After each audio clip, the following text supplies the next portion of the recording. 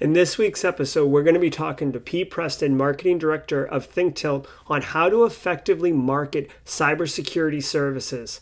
Coming up.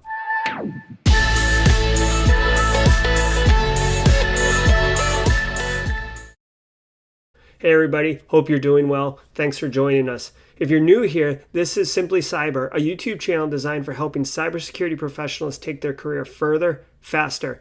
Now, a lot of us in the industry have, technical skills, hard skills, pen testing, how to set up a SOC, how to run a security program.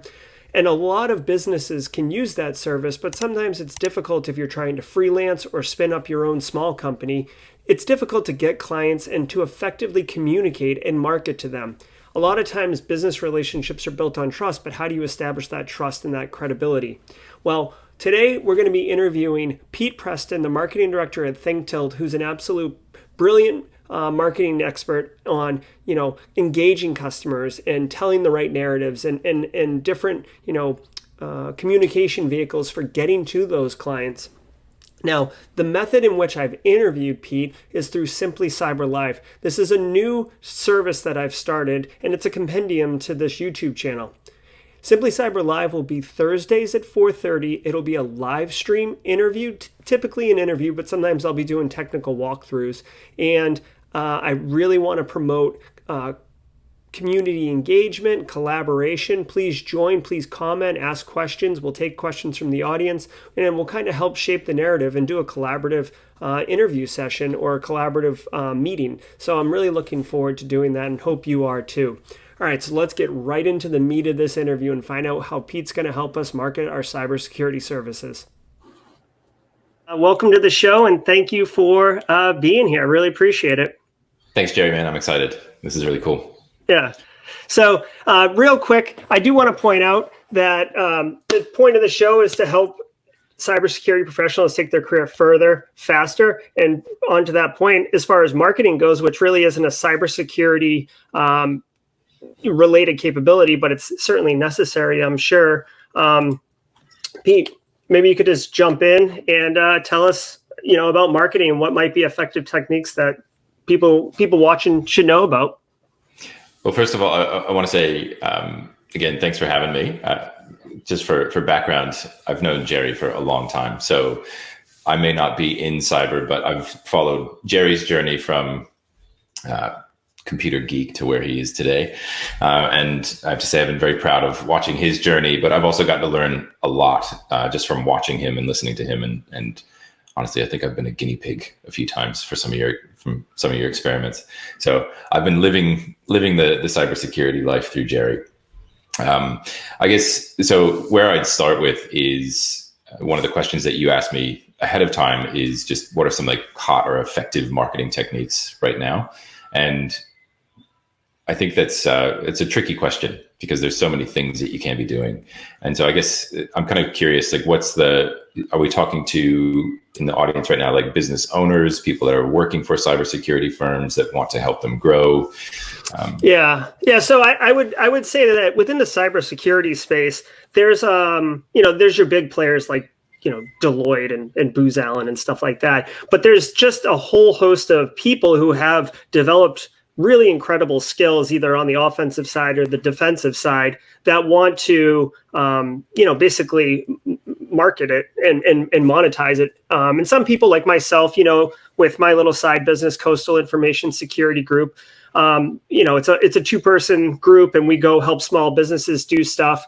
There's also a lot of couple 2, 3, 4, 5 people who do penetration testing, but those people are the ones in the audience. But also there's people who have freelance skills where they're not really maybe trying to start a business, but what they're trying to do is a side hustle. So those are kind of the two perspectives that I think would be the audience. So I think one of the first places I always start, and it's always good to start there, is, well, there's two things. One is strategy before tactics. So kind of coming up with what's your approach going to be. Don't just decide I'm going to do X, Y, and Z things. I'm not going to just I'm going to start posting I'm going to be on Twitter all the time, or I'm going to start I'm going to post videos on TikTok. if the people that you want to sell to aren't there, then there's really no point to that. And that brings me to the second thing, which is really understanding who you're trying to work with. And we call that buyer personas or customer personas. You may have heard them called customer avatars.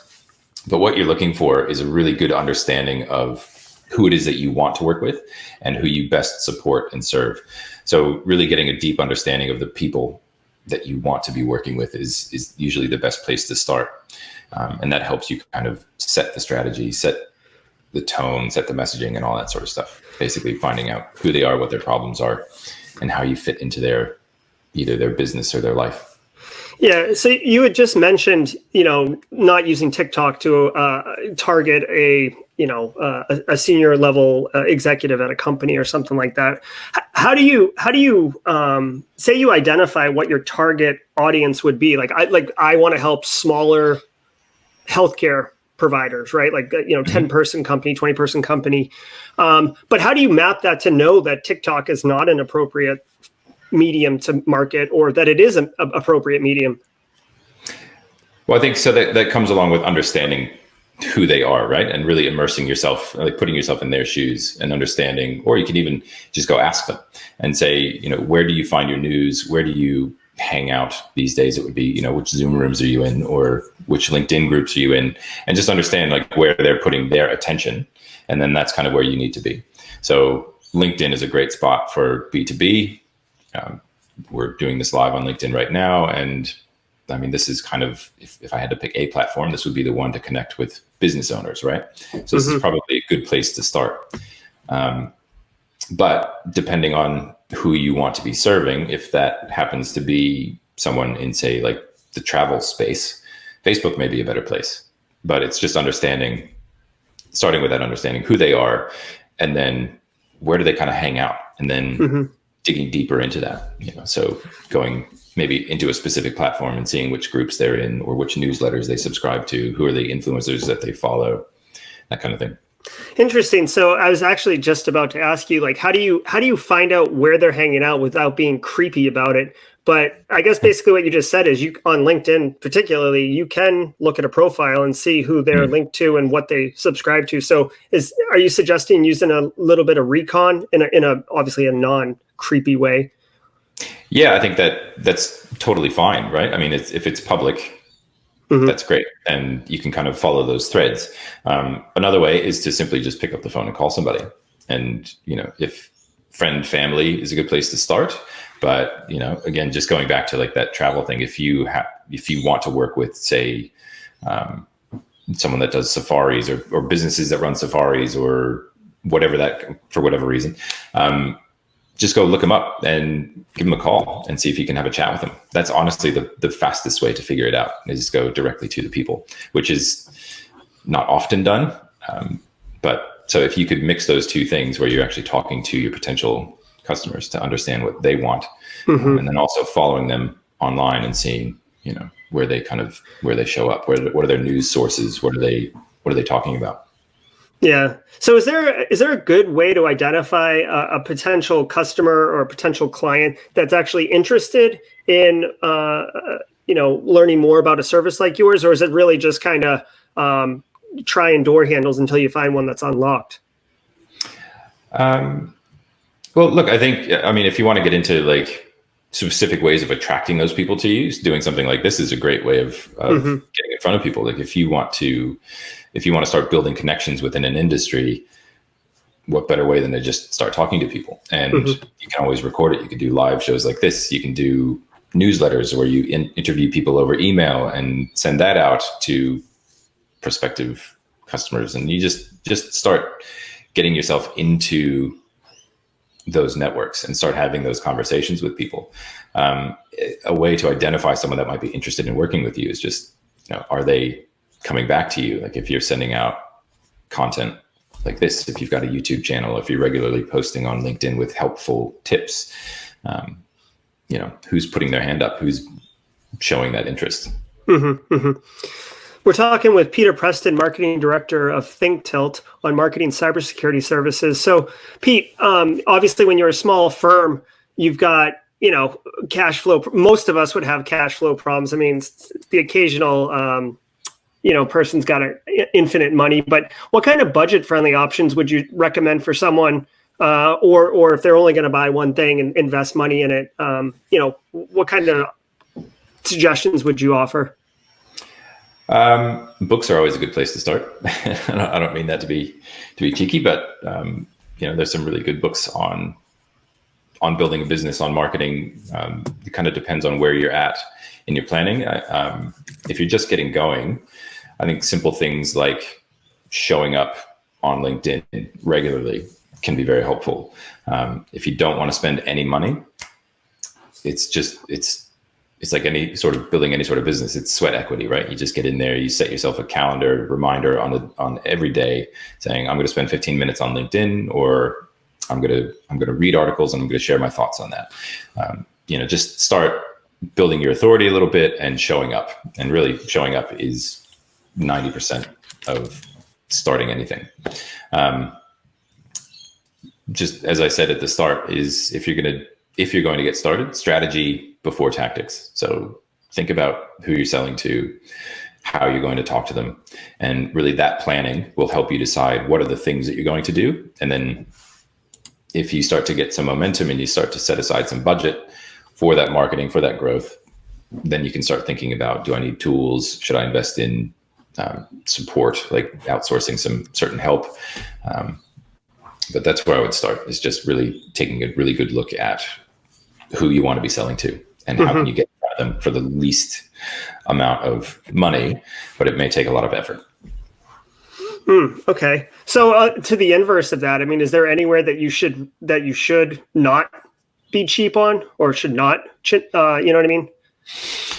I think there's always this urge, if you're a business owner, to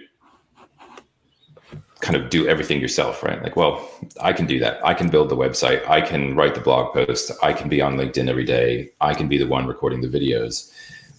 But you kind of have to ask at some point, is it worth me being the one doing that? Or would it be better if I can pay someone to show up on LinkedIn for me on my behalf, or write this blog post, or do this research and provide some points that I can then talk about. So it's really just like leveraging, how much is your time worth? And, can it be done more efficiently if you spend a few bucks on it? So there's that real urge to just get in and be the one that does everything, that whole, like, I should know what's going on in my business, which I don't disagree with, but at some point your time is better spent serving customers than being the guy that's, putting up a WordPress website or messing around on Squarespace. So, just leverage your time and value your time. I think that's a really important part. Okay. Looks like we got a question coming in from the audience. Let's bring Matt in. All right. So we've got two questions here. Any specific guidance for, in the United States, it's a 501c3, it's a nonprofit organization. On how to better market themselves. And then the other one kind of stems around, don't you kind of need to lead business owners into discovering that they have a need? They may not be out looking right now, but helping them discover that they do have a need for your product. And sometimes in cybersecurity, that's a big issue, is that a lot of I think Jerry did his thesis on this, was a lot of people just don't realize the risks that they may have that they're dealing with, or they think that they're all set and they've got it clear. It's not a problem until it's a really big problem, right? So I'll tackle those one at a time. So I guess from the nonprofit side, I think it kind of goes back to what we talked about before, is do your planning, set that strategy, and decide who you want to work with. And before you go and spend a lot of time or money and effort down a particular path, try to talk to as many people that you're trying to serve as possible and really understand from them, like, what are those pain points that you're helping them solve? Have they spent money on solving this problem before? Because if the answer is no, then it's probably not that big of a problem. And you kind of need to understand, are they going to engage with your services? If you if you offer it to them? Do they understand what you do? And that'll help you kind of get that positioning right and that messaging to say, we understand very clearly that you have this problem and this is how we solve that problem at, a cost that works for everybody. So I think just getting started, it applies to nonprofits or a for-profit business, really. It's just understanding who you're selling to and spend the time to do that. And it feels like you're not going anywhere necessarily, but you're building up a lot of that potential energy that as soon as you have a really good sense of what people need, then the gates open and you can run out with that and start talking to people and start selling. If customers don't know that they need the service, well, that's a very different problem.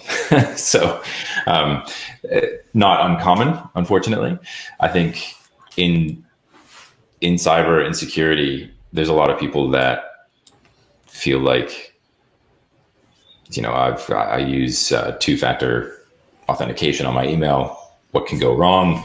And so there's probably, like I'm personally aware of a lot of these things because I've known Jerry basically. But if I didn't, I'd be, wonderfully ignorant of everything around me and just kind of plodding along, mashing on my keyboard, hoping that everything was okay. So I think not to be a broken record here, but just knowing who those people are that you can best serve, and then understanding what do they think their problems are, and trying to position some information that you can share with them, just get it in front of them and say, ask questions like, do you have two-factor authentication enabled on like your G Suite accounts? If the answer is no, it's like, well, then here's something that could possibly happen to you. And you don't want to scare people, but you want to open their eyes to the fact that there are these threats out there. So it's just a lot of like educational kind of material that you could provide and use your expertise to say, this is where most people think they are.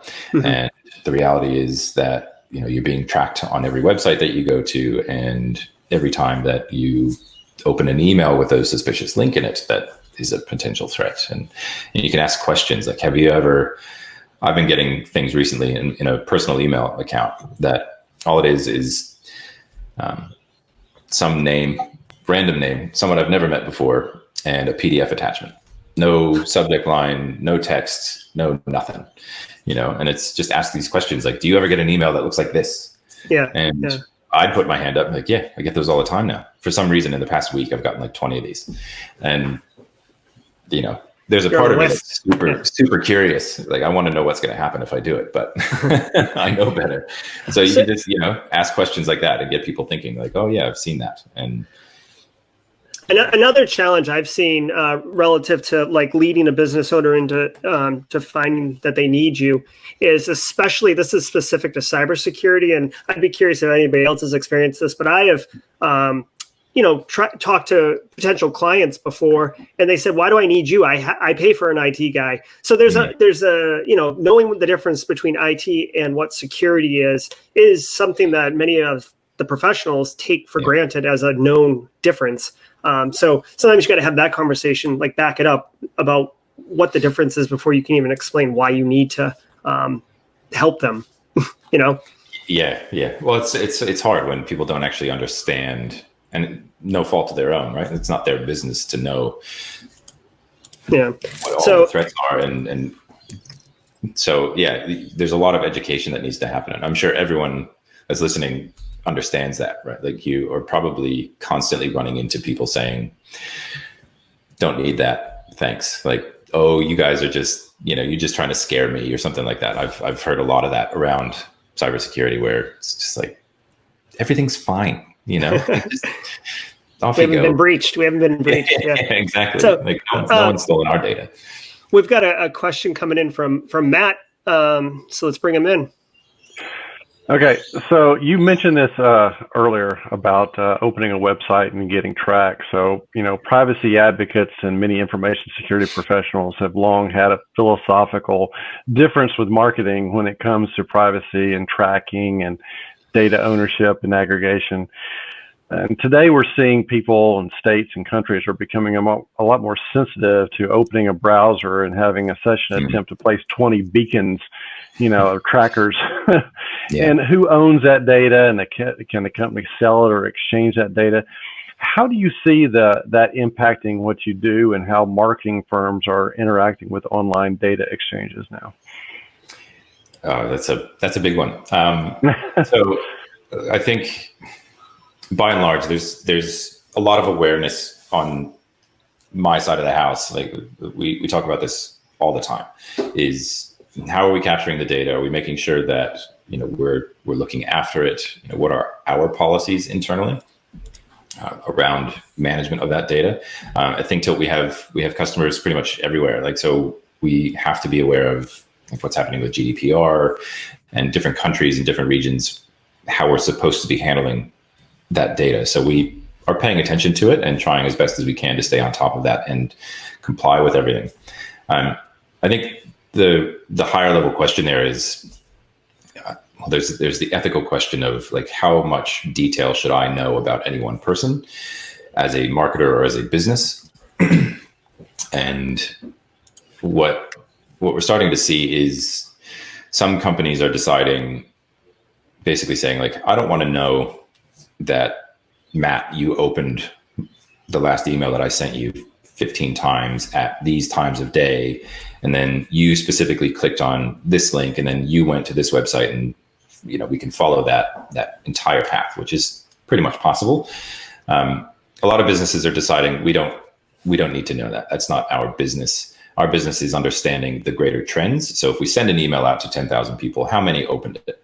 Not specifically Matt, but say we got 3,000 of those 10,000 people to open it. That's great. Okay, so what came of those clicks and those opens? And they're just looking at trends and sort of that macro level information. There are a lot of companies that do have the Facebook pixel installed on their website. So Facebook's tracking you, and then they've got Google that's looking at you, and they're using that to micro target, which philosophically I don't personally agree with, but it kind of comes down to that individual business level. So that's something that we think about, how are we going to use it?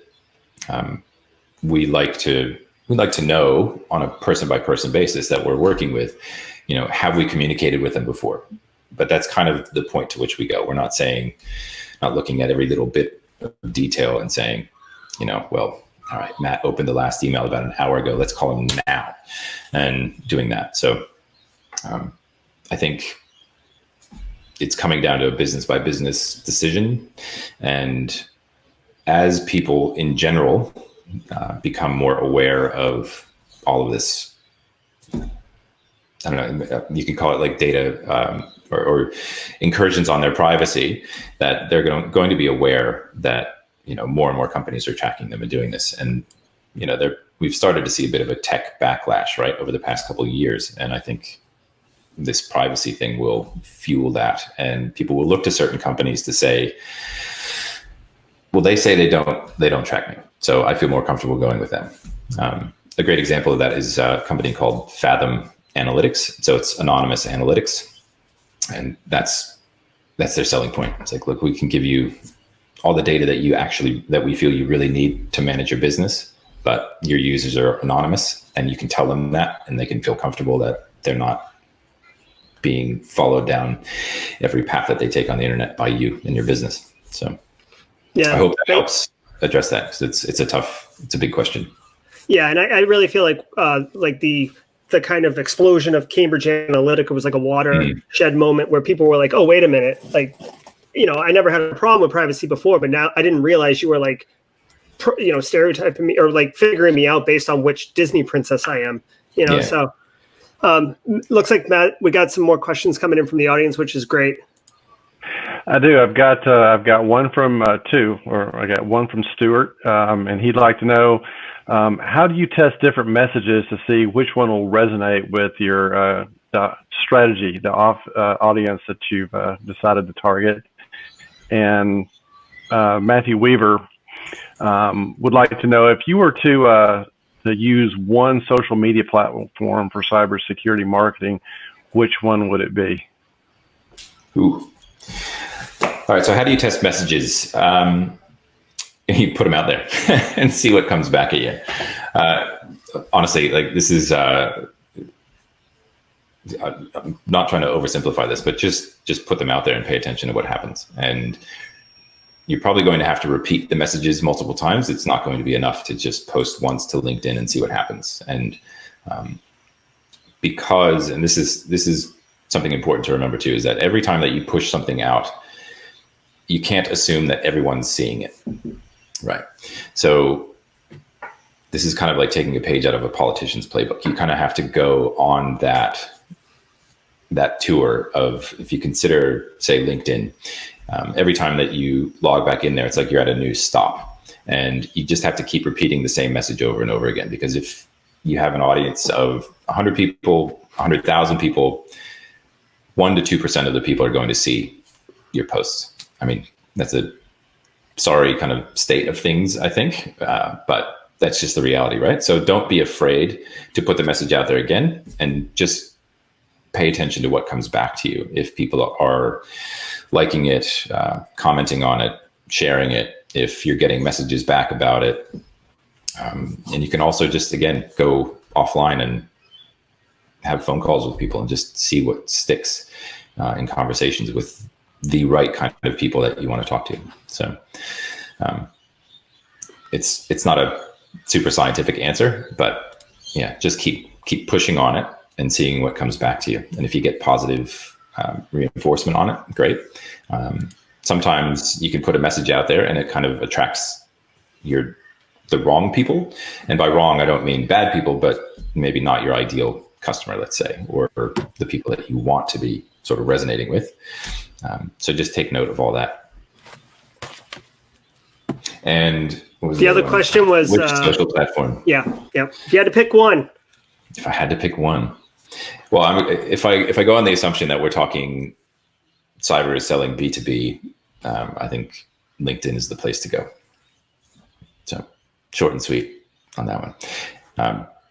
To go a bit deeper on that, like the search functionality on LinkedIn is great. And you can really narrow your focus down if you have a specific industry, specific roles that you want to target and talk to.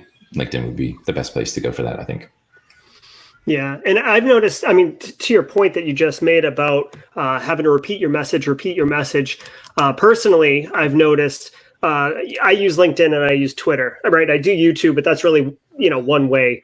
And on Twitter, I'll put something out and it's like, it's like throwing a paper airplane in a hurricane, like just it's gone and that's the end of it. Whereas LinkedIn, I feel like there's a little bit of stickiness to it, and it'll kind of come back up depending. It's almost like consensus driven. If people are liking it, it'll kind of stick around. Looks like we actually have a couple more questions. Pete, we're getting close to the end. Are you good to take a couple more questions? Yeah. All right, great. I'm glad that everybody's enjoying this. You're on, Matt. All right. So for a company who does have limited funds, how important would you say it is to get into your local trade shows and, that type of thing with your businesses? Yeah, I think I'm a big believer that you should test everything, right? And you don't know if a particular channel is going to work until you actually try it. And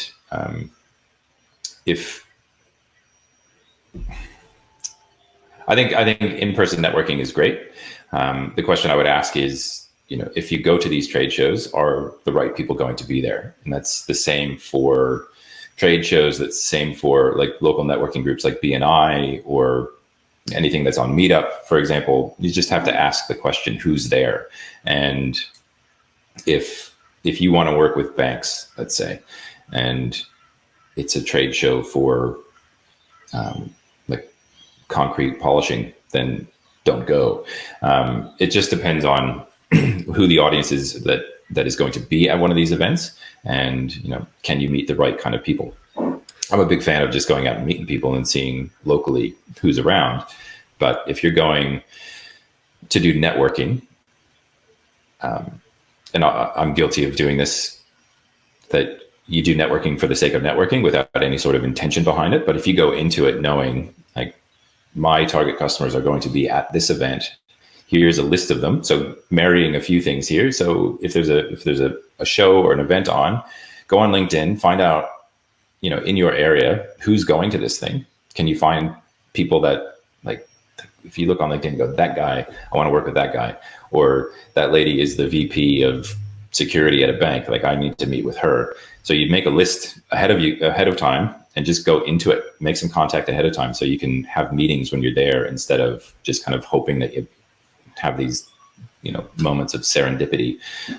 So you can control a lot more of that. So that's just know who's going and if it's going to be of value to you. Okay. I think Matt, thanks, Pete. I think Matt's got another question from the audience. Yeah, I've got one from Charles Garrett here. What kind of content would you suggest making if you're doing LinkedIn videos? Maybe ones that are trying to educate your client. Yeah, I think that's always helpful. I think Jerry can probably talk to that better than me, just having the YouTube channel. But I think experimenting with it and just sharing what is always great. Do some behind the scenes type stuff. Like, this is what I'm working on. This is what I'm learning. You could be a bit vulnerable with that too and say, here's a problem that's recently come up. Here's how I'm thinking about solving it. Yeah, it's a good point, Pete. And, I know this is your interview, but I have been doing a lot of this kind of intelligence gathering. And, please give me your thoughts on this. If you're going to use LinkedIn to publish content and connect, and A, establish credibility, B, identify clients and potentially make those kind of connections.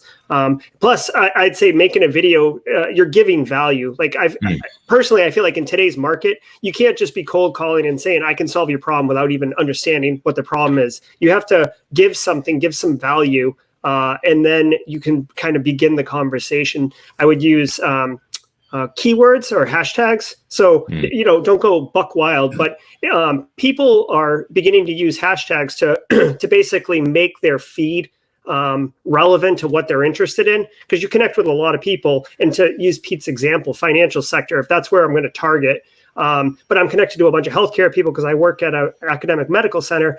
I want just to look at my feed for financial. So I use those hashtags. So if you can throw those hashtags in there, you'll get picked up by the filter and then drop into the right people's feeds. Yeah. And to go a little bit further than that too, is like right now, especially, and is doing exactly what we're doing right now, is just having conversations with people and record it and put it out there. And I think, especially in B2B right now, and on LinkedIn in particular, video is great. But building the network within the area that you're interested in working in is always going to benefit you. And if you're the one that's sort of building that community, you're the one pulling people in and saying, here's some things that we should all be talking about. Reach out and connect with people. It's actually probably easier than you think. People are interested in having a chat. And if you go out to them and say, like this, I'm not selling anything. All I want to do is understand what you do, understand what your problems are, and let's have a chat. And can we record it? So you can publish a podcast if you want to do video. I'm a big fan of video. You get video, you get audio, you get text if you transcribe it. You can, which then you can just push that out everywhere, and it's all just high value stuff. If you're talking to people who are willing to share some really cool info. Thanks a lot, Pete. Really appreciate your thoughts and all of your guidance there on how to market cybersecurity services. Now, real quick, if you enjoyed that, hit the subscribe button. Definitely hit the like button. Let me know you enjoyed the content, and I'll keep producing this material. Thanks, and until next week, stay secure.